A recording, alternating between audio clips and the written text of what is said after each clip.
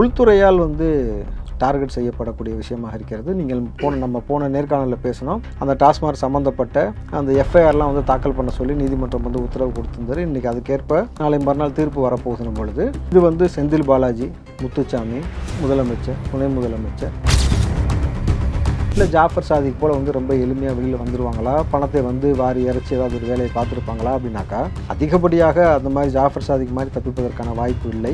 ஆனால் கூடுதலாக இந்த பணம் எந்த அளவுக்கு போகும்ன்றது நமக்கு தெரியும். கிட்டத்தட்ட பார்த்தீங்கன்னாக்கா ஒரு பக்கம் உள்துறை அவங்க வந்து கிட்டத்தட்ட வச்ச டார்கெட்டே யாருன்னு உங்களுக்கு தெரியும். இந்த வழக்கின் மூலமாக செந்தில் பாலாஜிக்கு நான் கேள்விப்பட்ட வரைக்கும் ஸ்டாலினை மட்டும் தொட மாட்டாங்க, அது அனுதாபமாக மாறிவிடும் அப்படின்றதுனால தொடாமல் அடுத்த கட்ட இருக்கக்கூடிய நபர்கள்லாம் செக் பாயிண்ட் நிச்சயமாக வைப்பாங்கன்றாங்க. வெயிட் பண்ணுவோமே, நமக்கு என்ன இப்போ அவசரம். குடியிருந்தாலும் இந்த ஆட்சி எலெக்ஷனுக்கு முன்பாகவே கிட்டத்தட்ட பார்த்தீங்கன்னாக்கா கபலீகரம் செய்யப்படுவதற்கான எல்லா வழிகளும் செய்திருக்காங்க நம்மளது. ஸோ ஒரு குடும்பத்தையே அழிச்சிட்டு இப்படி ஒரு கேவலமான ஒரு குழப்பம் உங்களுக்கு தேவையான்னு கேட்குறாங்கல்ல. இந்த மாணவ உங்களோடது நல்லா புரிஞ்சுங்க, ஆண்டு அனுபவித்த உங்கள் குடும்பத்தை சேர்ந்த மூத்த நபர் இறந்ததுக்கு நீங்கள் எவ்வளோ வருத்தப்படுறீங்க. இவ்வளவு இளம் பிள்ளைகளை பார்த்து ஆசையாக வளர்ந்த பெற்றோருக்கு அந்த இழப்பு என்பது எவ்வளோ பெரிய வலி வேதனை கொடுக்கும். உங்கள் கேவலமான அரசியலுக்காக இவருடைய உயிரை பணயம் வைத்து விளையாடக்கூடிய இந்த அரசியல் நாடகத்தை நீங்கள் நிறுத்தாமல் அப்படி மீண்டும் அனிதாவை காரணம் காமிச்சும் மீண்டும் நீட்டை காரணம் காமிச்சும் மறுபடியும் இந்த நீட்டை ஒழிச்சிருவேன் கிழிச்சிருவேன் உதவி நீங்கள் மறுபடியும் பேச ஆரம்பிச்சிங்களா? வெட்கமா இல்லையா அவனுங்க? தமிழையும் தமிழ் மக்களையும் அழிக்க பார்க்கிறார்கள். யார்? உங்கள் அப்பா வந்து ஸ்டாலினும் உங்கள் அப்பா அதுக்கு உங்கள் தாத்தா கலைஞர் கருணாநிதி கேட்குறேன்.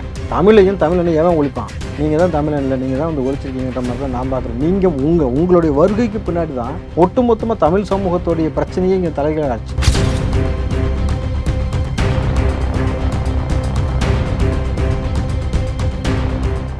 ரியல் ஒன் நேயர்களுக்கு வணக்கம். இன்று நம்மளுடைய நேர்காணலுக்கு காங்கிரஸ் கட்சியை சேர்ந்த திரு ராவுத்தர் இப்ராஹிம் அவர்கள் நினைஞ்சிருக்காங்க. சார் வணக்கம். வணக்கம் அமுதன், எப்படி இருக்கீங்க? நலமா இருக்க அமுதன். போதைப் பொருள் கடத்தல்ல கைது செய்யப்பட்ட ஜாஃபர் சாதிக் வந்து இன்று வந்து ஜாமீன்ல வந்து வெளியாயிருக்காரு.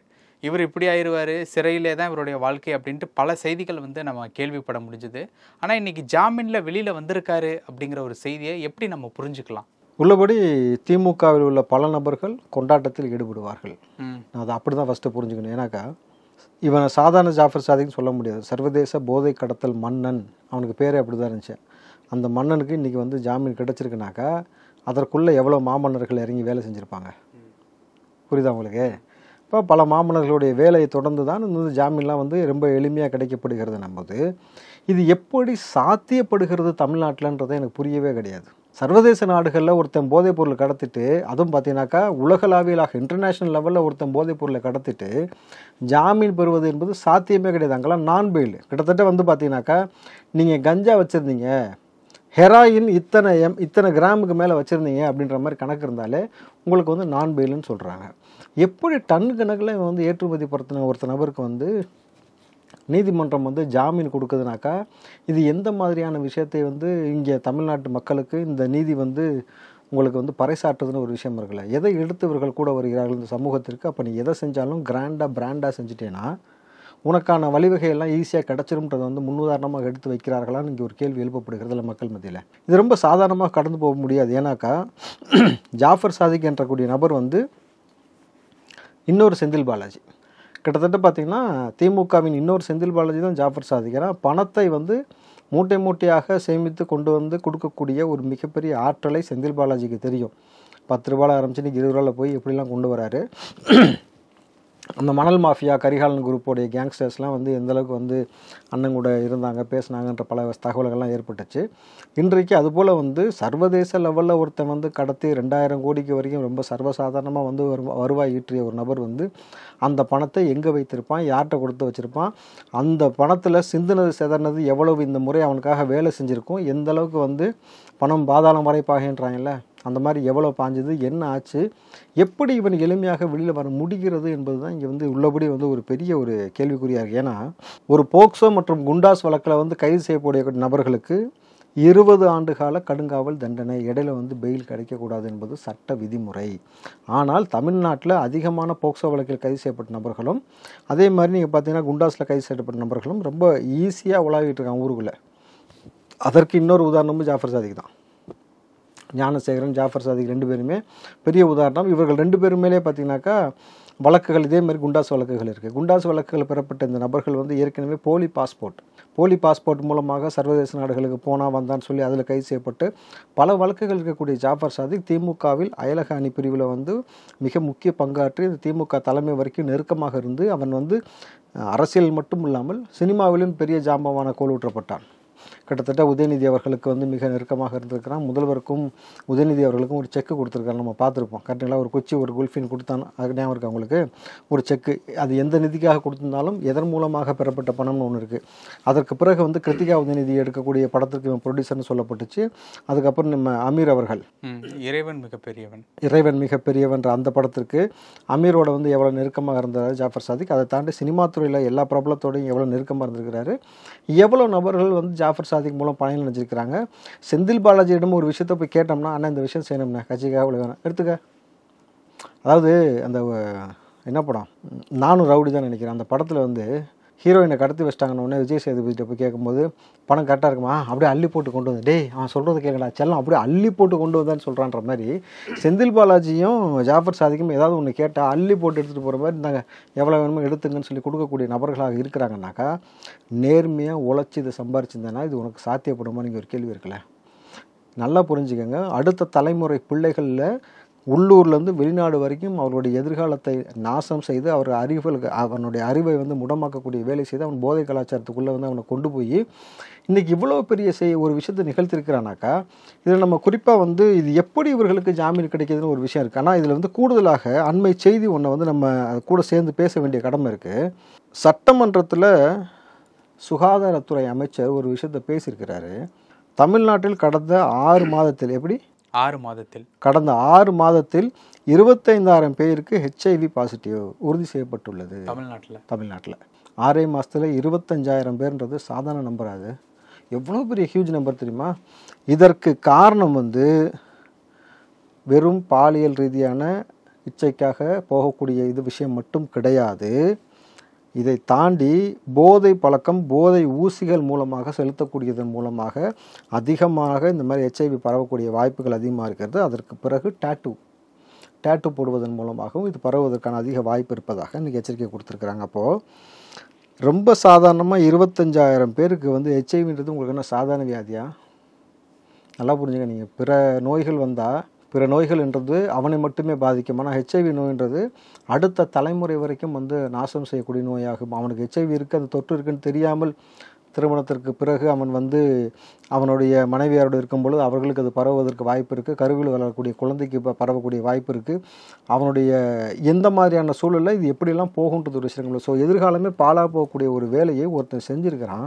அவனுக்கு எப்படி இந்த மாதிரியான விஷயம் கிடைக்கிது? சுகாதாரத்துறை அமைச்சர் வந்து இதை பற்றி பேசுகிறார். எப்படி வந்து ஒரு அரசாங்கத்தில் வந்து இவ்வளோ பெரிய ஆட்சிக்கட்டில் இருக்கக்கூடிய இந்த திமுக நபர்கள் உளவுத்துறை, காவல்துறை வைத்துக்கொண்டு எப்படி அயலக பிரிவில் அவனை வந்து நீங்கள் அலோவ் பண்ணீங்க? எப்படி அவன்கிட்ட வந்து இவ்வளோ பெரிய பணம் வாங்கி எவ்வளோ பெரிய சொகுசான வாழ்க்கை வாழ்வதற்கான வழிவகை கிடச்சிது? இப்போ மறுபடியும் வெளியில் வந்திருக்கிறான். அந்த ஃபண்டெல்லாம் எங்கே இருக்குன்னு அவனுக்கு தான் தெரியும்.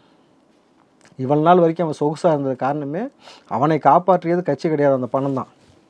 இப்போ மறுபடியும் வெளியே வந்திருக்கான். மறுபடியும் அந்த பணத்தின் மூலமாக எவ்வளோ பெரிய ஆதிக்கத்தை இங்கே செலுத்த ஆரம்பிப்பார்கள். அவருக்கு எதிராக இருக்கக்கூடிய நபர்கள் மீது இந்த பணமும் அந்த அதிகாரமும் எந்த அளவுக்கு பாயும்ன்றது பொழுது திமுக என்ற ஒரு கட்சி அவனுடைய பிள்ளைகளை பாதுகாப்பதற்காக உருவாக்கப்பட்ட கட்சி போல் வந்து போய்கிட்டு இருக்க கட்சி அடுத்த தலைமுறை பிள்ளைகளை அழிக்கக்கூடிய வேலையாக ஆட்சியாளர்களுடைய ஆட்சி முறையும் இன்றைக்கு கட்சிக்குள் இருக்கக்கூடிய நபர்களும் இது போன்ற ஒரு விஷயத்தை செய்கிறாங்கன்றது மிகுந்த வேதனைக்குரிய விஷயம். இது போன்ற தீர்ப்புகள் உள்ளபடியே வந்து மனதிற்கு வலியைத்தான் ஏற்படுத்துகிறது. நாளை மறுநாள் டாஸ்மார்க் ஊழலில் வந்து தீர்ப்பு அப்படிங்கிற அறிவிப்பு வந்து வந்திருக்கு. இந்த ஒரு தீர்ப்பு யாருக்கு பாதகமாக அமையும் அப்படிங்கிற ஒரு கேள்வியும் வந்திருக்கு. யார் யார் இருப்பாங்க, யார் யார் இருக்க மாட்டாங்க அப்படிங்கிற ஒரு கேள்வியும் அடிஷ்னலாக ஆட் ஆகுது. என்ன மாதிரியான ஒரு தீர்ப்பாக இருக்கும்? இல்லை, இந்த தீர்ப்பு வந்து ஜாஃபர் சாதிக்கு கிடைத்தது போல் எளிமையாக இருக்குமான்றது ஒரு கேள்விக்குறி. ஏன்னா நீங்கள் ஜாஃபர் சாதிக் வழக்கு என்பது அது வேறு வகையாக சர்வதேச லெவலில் பெரிய பெரிய மாஃபியாக்கள் சம்மந்தப்பட்டது. இங்கே இருக்கக்கூடிய ஜாஃபர் சாதிக் இவன் மன்னனாக்கா அதுக்கு பிறகு இவனுக்கு மேலே ரோலெக்ஸ்னு ஒருத்தர் இருப்பான்ல, அந்த ரோலெக்ஸ்லாம் சம்மந்தப்பட்டது. ரோலெக்ஸே கையில் கட்டிட்டு பல பேர் சுற்றுறாங்கன்னு வச்சுங்க, அது வேறு கதை. சரிங்களா? அப்போ இது போன்ற நபர்கள். ஆனால் இது வந்து உள்துறையால் வந்து டார்கெட் செய்யப்படக்கூடிய விஷயமாக இருக்கிறது. நீங்கள் நம்ம போன நேர்காணலில் பேசினோம். அந்த டாஸ்மார்க் சம்மந்தப்பட்ட அந்த எஃப்ஐஆர்லாம் வந்து தாக்கல் பண்ண சொல்லி நீதிமன்றம் வந்து உத்தரவு கொடுத்திருந்தார். இன்றைக்கி அதுக்கேற்ப நாளை மறுநாள் தீர்ப்பு வரப்போகுதுன்னும் பொழுது இது வந்து செந்தில் பாலாஜி, முத்துசாமி, முதலமைச்சர், துணை முதலமைச்சர், முத்துசாமிக்கு முன்னும் பின்னும் இடையில் ஒரு நபர் பார்த்து கொண்டு இருந்தார். செந்தில் பாலாஜி சிறையில் இருந்த பொழுது யாருக்கெல்லாம் இருந்தாங்க, இந்த பணம் யாருக்கெல்லாம் பட்டுவாடா செய்யப்பட்டது, யாரெல்லாம் சம்மந்தப்பட்டிருக்கா, இதில் ஐஏஎஸ் அதிகாரிகள் எத்தனை பேர் வந்து உள்ள சம்மந்தப்படுவாங்க, அதுக்கப்புறம் அந்த டாஸ்மாக் ஊழியர்கள் இருக்கக்கூடிய உயர்தர மேல்மட்ட அதிகாரிகள் எவ்வளோ பேர் சம்மந்தப்படுவாங்க, இது ஆட்சிக்கே ஒரு பெரிய களங்கத்தையும் தலைவலியும் ஏற்படுத்துமா, இல்லை ஜாஃபர் சாதிக் போல் வந்து ரொம்ப எளிமையாக வெளியில் வந்துடுவாங்களா, பணத்தை வந்து வாரி இறைச்சி ஏதாவது ஒரு வேலையை பார்த்துருப்பாங்களா அப்படின்னாக்கா அதிகப்படியாக அந்த மாதிரி ஜாஃபர் சாதிக் மாதிரி தப்பிப்பதற்கான வாய்ப்பு இல்லை.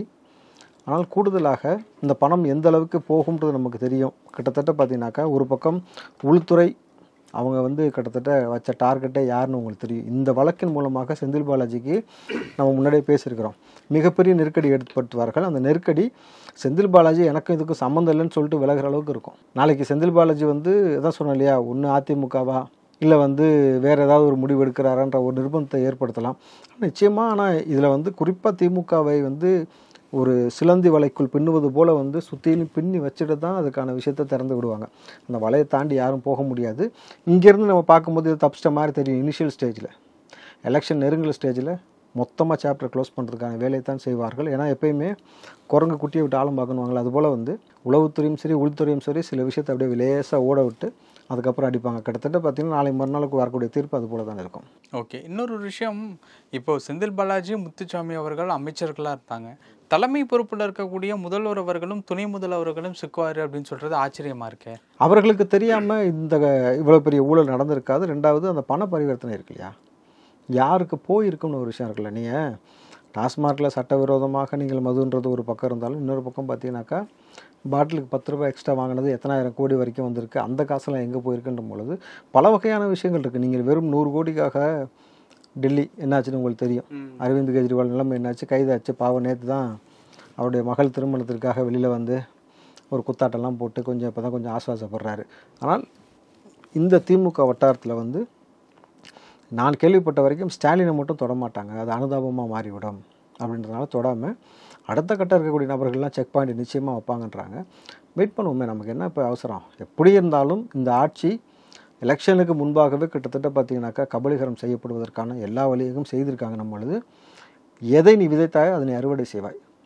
நம்ம ஒன்று சொல்லுவோம்ல, it don't want to take revenge, உனக்கான நேரம் வரும்போது சிட் வாட்ச் அண்ட் என்ஜாய்னுவாங்க. அதுபோல் வந்து நம்மளை அமர்ந்து கொண்டு இவர்கள் செய்த அட்டூழியத்திற்கான தீர்ப்பு நெருங்க நெருங்க நெருங்க நம்ம உட்காந்து அதை வேடிக்கை பார்க்கக்கூடிய ஒரு தருணமாக மாறும். அவ்வளோதான். அப்படி மாறும் அப்படிங்கிற நேரம் வந்து எலெக்ஷன் நேரத்தில் இருக்குமா, இல்லை முன்னாடியே அமைவதற்கு உண்டான வாய்ப்புகள் ஏதாவது இருக்குமா? இல்லை, எலெக்ஷனுக்கு 3 மாதத்துக்கு முன்னாடியே ஆல்மோஸ்ட் எல்லாமே ஒரு கிளியர் கட்டான செட்டில்மெண்ட்டுக்கு வந்துடும். அது வந்து நீங்கள் ரொம்ப நெருக்க வெட்டலாம் கொண்டு போக மாட்டாங்க எலெக்ஷனை பொறுத்த வரைக்கும்.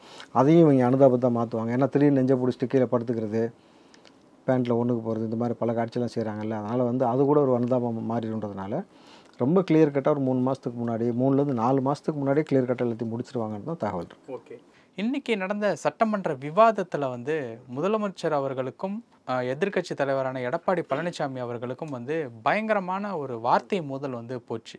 நீட் வந்து காங்கிரஸ் திமுக கூட்டணியில் அப்போ தான் கொண்டு வந்தாங்க 2009 டு 2014 காலகட்டத்தில்னு இவங்க சொல்ல, அதற்கு வந்து நீட்டை நீங்கள் ரத்து செஞ்சால் தான் கூட்டணி வைப்போம் அப்படின்ட்டு நீங்கள் சொல்லியிருக்கலாமே, எதுக்கு பாஜக கூட நீங்கள் கூட்டணி வச்சுருக்கீங்கன்னு ஸ்டாலின் அவர்கள் சொல்ல. அப்படிங்கிறப்போ லிட்டரலாக வந்து அந்த வார்த்தை முதல் வெளிநடப்பு வரைக்கும் நீண்டு வந்து ஒரு பேசும் பொருளாக வந்து மாறி இருக்கு. இந்த வார்த்தை மோதல் அப்படிங்கிற விஷயத்தை எப்படி பார்க்கறது? இல்லை, யதார்த்தமான உண்மையை பேசணுன்னாக்கா திமுக காங்கிரஸ் ஆட்சி இருக்கும் பொழுது திமுகவால் நீங்கள் பார்த்தீங்கன்னாக்கா இது பெரிய முன்னெடுப்பு எடுக்கப்பட்டுச்சு ஆரம்பத்தில். ஆனால் பாரதிய ஜனதா இந்த இதை கொண்டு வரும்பொழுது திமுகவுடைய அமைச்சரும் அங்கே வந்து எதிர்ப்பு தெரிவிக்காமல் ஒப்புதல் கொடுத்துருக்குறன்றது தான் யதார்த்தமான உண்மை நீட்டுக்காக. ஏன்னா இவங்களுடைய குடும்பி அங்கே இருக்குன்றதுனாலே இல்லை எந்த வகையான ஒரு இது போல் போயிருக்காங்கன்னு தெரியல. திமுக கொடுத்த பொய்யான வாக்குறுதி என்பது வந்து மாணவர்கள் மத்தியிலையும் பெற்றோர்கள் மத்தியிலையும் பார்த்தீங்கன்னாக்கா இந்த 2021 இவங்க கொடுத்த வாக்குறுதி முதல் கையெழுத்து நீட்டை போட்டு நான் வந்து உதயநிதி அவர்கள் சொன்னாங்க 100க்கு 100 வந்து இது உதயநிதிக்குத்தான் சாரும். ஏன்னா அவர் தான் எங்களுக்கு அந்த ரகசியம் தெரியும், முதல் கையெழுத்து நிச்சயமாக போட்டுருவோம், நீட்டை ஒழிச்சிருவோம்னு சொல்லும்பொழுது அப்போ ஏதோ பேசி செட்டில்மெண்ட்டுக்கு வந்துட்டாங்க. நம்ம அவங்களுக்கு போட்ட உடனே நமக்கு தீர்வு கிடைச்சிருன்ற முழு நம்பிக்கையில் தான் மாணவர்களும் பெற்றோர்களும், இன்னும் சொல்ல போனீங்கன்னா 10th படித்து கொடுக்கக்கூடிய பசங்க, 9th படிக்கக்கூடிய பேரண்ட்ஸ் எல்லாமே சேர்ந்து ஓட்டு போட்டதே பார்த்தீங்கன்னா அதுக்காக தான். ஸோ இந்த மாதிரியான நடைமுறை கிடையாது, ஃபீஸ் ஸ்ட்ரக்சர் அழுத்தம் கிடையாது, மாணவ பிள்ளைகள் ஈஸியாக படிப்பதற்கான வழிவகை இருக்குன்னு நம்பி தான் ஓட்டு போட்டாங்க. இந்த ஓட்டு போட்டதுக்கு பிறகு நடந்த சம்பவங்கள், நான் சொல்லக்கூடிய இத்தனை நபர்களுக்கு உதயநிதியும் முதலமைச்சரும் என்ன பதில் சொல்ல போகிறார் அப்படின்னு ஒரு கேள்வி இருக்குது. அதான் கையெழுத்து போராட்டமும் நடத்தினாங்கல்ல. தம்பி, நான் சொல்கிறேன், விளக்கமாத்துக்கு பட்டு கொஞ்சம் கட்டினா என்ன கட்டாட்டி என்ன, அது விளக்கமாறு தானே, புரியுதுங்களா? எனக்கு தேவை தீர்வு. நீ சொன்னது செஞ்சியா செய்யலையா? இந்த நடிப்பெல்லாம் நடிக்கக்கூடாது. நான் கேட்கக்கூடிய கேள்வி, நீட்டால் தற்கொலை செய்து கொண்ட மாணவர்கள் அனிதா, பைரவி, தனுஷ், கனிமொழி, நிஷாந்தி, கீர்த்திவாசன், சுபாஷ் சந்திரபோஸ், ராஜலக்ஷ்மி, ஜெயா, முத்துலக்ஷ்மி, சத்யா, தேவதர்ஷினி, ராசி, லக்ஷயா, ஜெகதீஸ்வரன், சௌந்தர்யா, அனு, ஸ்வேதா, சுஜித், துளசி, கிட்டத்தட்ட 20 பேர் எழுதிட்டு வந்திருக்கேன். நினைவு இருந்தவரை எழுதியாச்சு. 20 பேர் வந்து 8 ஆண்டுகளில் திமுக ஆட்சிக்கு வந்து 8 ஆண்டாச்சு. இல்லை, இப்போ 2017 ஸ்டார்ட் பண்ணி அனிதாவிலேருந்து ஸ்டார்ட் பண்ணால் 8 ஆண்டுகள் ஆயிடுச்சு. ஸோ அனிதா விட்டுட்டிங்கனாக்கா மிச்சம் எல்லாமே அதுக்கப்புறம் நடந்தது. புரியுதுங்களா? அப்போ நான் சொல்கிறது மிச்ச நபர்கள்லாம் பார்த்தீங்கன்னாக்கா 19 பேர் வந்து இவங்க வந்ததுக்கப்புறம் இறந்த நபர்கள். 21க்கு அப்புறம் 19 நபர்கள் இருந்திருக்காங்க. ஒட்டுமொத்தமாக நீங்கள் பார்த்தீங்கன்னாக்கா இத்தனை மாணவ பிள்ளைகள் இறப்பிற்கு உதயநிதி அவர்கள் என்ன பதில் சொல்ல போகிறார்? அந்த குடும்பம் நிர்மூலமாக இன்றைக்கி நிற்கிறதுல பிள்ளையை பறி கொடுத்துட்டு அதற்கு என்ன சொல்ல போகிறாங்க? இன்னும் சொல்லப்போனால் ஒரு மாணவனுடைய தகப்பனாரும் தற்கொலை செய்து கொண்டார். ஸோ ஒரு குடும்பத்தையே அழிச்சிட்டு இப்படி ஒரு கேவலமான ஒரு பொழப்பு உங்களுக்கு தேவையான்னு கேட்குறாங்கல்ல. இந்த உங்களோடது நல்லா புரிஞ்சுங்க. ஆண்டு அனுபவித்த உங்கள் குடும்பத்தை சேர்ந்த ஒரு மூத்த நபர் இறந்ததுக்கே நீங்கள் எவ்வளோ வருத்தப்படுறீங்க சொல்லுங்கள் பார்ப்போம். மெரினா பீச்சில் இடம் வேணும்னு சொல்லி எவ்வளோ அழுது அமக்கலம் பண்ணி ஆர்ப்பாட்டம் பண்ணி எவ்வளோ வந்து உங்களை உடஞ்சி செதறி போனீங்க. அன்றைக்கி நாங்களுமே சேர்ந்து தான் உங்களுக்கு பக்கபலமாக நின்னோம். இல்லை இப்போ என்ன கலைஞருக்கு இடம் கொடுப்பதால் ஆகி போகுது, கொடுங்கன்னு சொல்லி பல நபர்கள் சொல்லும்பொழுது சரி கொடுங்க. புதுசாலையில் ஏற்கனவே அவன் அண்ணாவுக்கு பக்கத்தில் தானேன்னு சொல்லி சொன்னோம். ஆனால் இவ்வளவு வயது முந்த நபர் இறக்கும் பொழுதே உங்களால் தாங்கிக் கொள்ள முடியலன்னா இவ்வளவு இளம் பிள்ளைகளை பார்த்து ஆசையாக வளர்த்த பெற்றோருக்கு அந்த இழப்பு என்பது எவ்வளோ பெரிய வலிவேதனையை கொடுக்கும். உங்கள் கேவலமான அரசியலுக்காக இவர்களுடைய உயிரை பணயம் வைத்து விளையாடக்கூடிய இந்த அரசியல் நாடகத்தை நீங்கள் நிறுத்தாமல் இப்படி மீண்டும் அனிதாவை காரணம் காமிச்சு மீண்டும் நீட்டை காரணம் காமிச்சும் மறுபடியும் இந்த நீட்டை ஒழிச்சிருவேன் கிழிச்சிருவேன் உதயநிதி மறுபடியும் பேச ஆரம்பிச்சிங்களே, வெக்கமா இல்லையா உங்களுக்கு? இதை விட கேவலமான ஒரு அரசியல் உங்களால் செய்ய முடியாதா? நேர்மையாக 4 வருஷத்தில் இவ்வளோ நல்லது செஞ்சுருக்கோம், இதன் மூலமாக மக்கள் பயன்பட்டுக்கான்னு சொல்லி ஆட்சியை துப்பு இல்லாமல் மறுபடியும் நீங்கள் இதை எடுத்துக்கிட்டு இதில் உதயநிதி பேசுகிறாரு, தமிழையும் தமிழ் மக்களையும் அழிக்க பார்க்கிறார்கள். யார்? உங்கள் அப்பா வந்து ஸ்டாலின், உங்கள் அப்பா அதுக்கு உங்கள் தாத்தா கலைஞர் கருணாநிதியான்னு கேட்குறேன். தமிழனையும் எவன் ஒழிப்பான்? நீங்கள் தான் தமிழன் இல்லை, நீங்கள் தான் வந்து ஒழிச்சிருக்கீங்கன்ற மாதிரி தான் நான் பார்க்குறேன். நீங்கள் உங்களுடைய வருகைக்கு பின்னாடி தான் ஒட்டுமொத்தமாக தமிழ் சமூகத்துடைய பிரச்சனையே இங்கே தலைகீழாச்சு. அது வரைக்கும் கலைஞர் கூட ஒரு வகையில் ஏதோ ஏற்றுக்கலாம், இந்த பக்கம் பாதி உருட்டு அந்த பக்கம் பாதி உருட்டுனாலும் ஏதோ ஒன்று செஞ்சுட்டு கிடந்தாரான். ஸ்டாலின் வந்த பிறகு என்ன செஞ்சீங்க? இங்கே இருக்கக்கூடிய மொழியை நீங்கள் விட்டு இங்கே மொழியை அழிக்கக்கூடிய பல வேலையை செஞ்சுட்டு நீங்கள் வந்து இப்படி நாடகம் ஆடுவதுன்னு உள்ளபடி கேவலமான அரசியல்.